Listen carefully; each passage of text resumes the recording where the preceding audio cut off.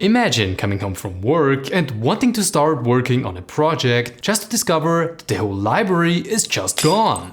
Okay, weird, but maybe I just accidentally moved the file when I was reorganizing my directories. The Fileserver is not available either. Uh-oh. About 1.5 weeks ago, out of the blue, my CFS pool encountered an issue which corrupted the virtual drives on both my DaVinci Resolve project and Fileserver. And the VMs just didn't boot up anymore. This happened at a particularly bad time as well, since I just very recently got my backup drive that I didn't get to install just yet because of space constraints with my NVIDIA GPU, and my manual backup was already 2 weeks old. That means that I didn't have an active protection of my recent recordings and video files, besides the RAID set 1 functionality, which only goes as far as handle a single hard drive failure. And trust me, in the beginning this was scary. I've never encountered an issue like this before. The host did show a couple of errors that a data loss could have occurred, but the pool itself was fine, so I just had no clue what was going on there. To be fair, at this point I didn't have much experience with CFS RAIDs yet, and maybe I missed a couple of logs, which would have explained the whole thing. Luckily, I quickly managed to fix the DaVinci Resolve project server with a file system check, but it wasn't even necessary to be honest, since the virtual machine doesn't hold any video content anyway. The file server, on the other hand, was a tough nut. Simply checking the file system and restoring it by force could lead to a potential data loss. And the last thing that I want now was to corrupt my video and project files. So what to do? I don't have another hard disk which was big enough to hold my entire CFS pool, and I certainly won't overwrite my existing backup from 2 weeks ago. So what I did was to set up a backup drive for my file server in a Proxmox backup server VM, which is now also set up in the same storage pool where everything else resides. Since I only want to back up my data drive, which I separated from the operating one by the way, I deselected the backup tick in the operating drive settings and started the process. It took a couple of hours, but it did go through. And everything was there and ready to be rolled back after I fixed the boot drive. Phew, that was way too adventurous for a home lab, but another lesson on why backups are so important. Problems always seem to occur at the worst possible times. And the question that still comes to mind now is, what caused this?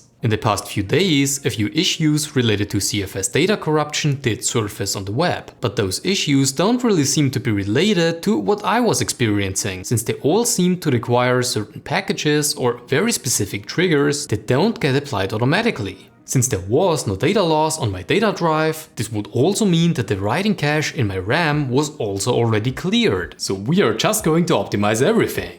I've been noticing quite a lot disk I/O delay when I have several VMs running. Given that I run my VMs off a single CFS storage pool with only 3 hard drives, this isn't really surprising, so we are going to do it properly and install a bunch of SSDs. Yeah, maybe 2 times 480 GB is a bit much, but hey, better have 2 than 1. I'm also finally going to install the backup disk, which unfortunately means that we also have to install the hard disk cage. So the NVIDIA GPU needs to go. To be honest, it's kind of sad, but also, when am I going to need it again? I edit all my videos on my main PC, which runs a Radeon RX 6800 XT, and if that one breaks, then I can always use my Steam Deck, which does handle DaVinci Resolve quite well at 1440p and 25 FPS. Or you know, I could just use this card in my main PC if my other GPU breaks. See, initially I placed 3 HDDs for the CFS storage pool in the front so that I can easily hot swap them. But here's the thing. I need to take the whole disk cage out anyway to do that. So I'm probably just going to move the disks into this cage right here and put the SSDs in this one.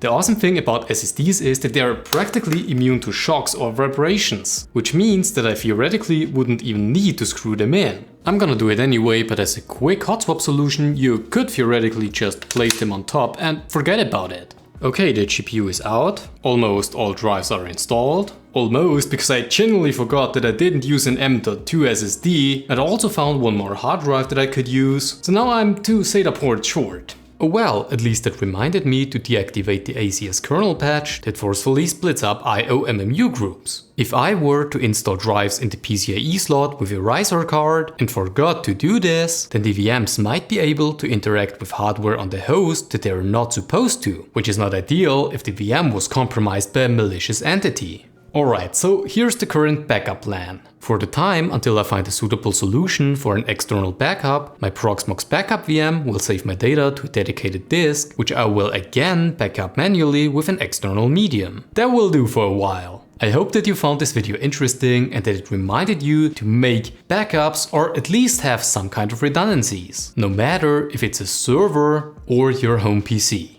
If it did, then please make sure to show it with a like, and why don't you also subscribe to the channel while you're at it? Thanks for watching everyone, and all that's left to say now is good morning, good afternoon or good evening, wherever you are. I'll see you around.